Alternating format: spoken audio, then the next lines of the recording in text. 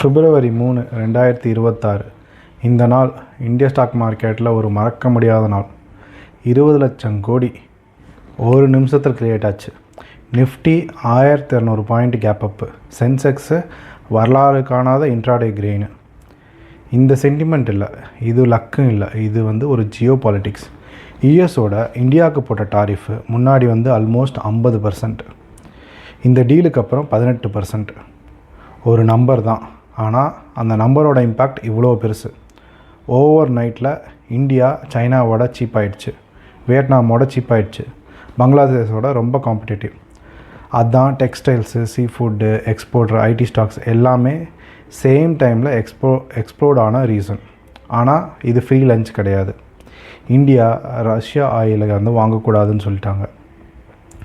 அந்த ட்ரேட் ஆஃபுக்கு பதிலாக யூஎஸ் கிட்ட $500 மில்லியன் ட்ரேட் பண்ண போகிறோன்னு சொல்லியிருக்கோம்.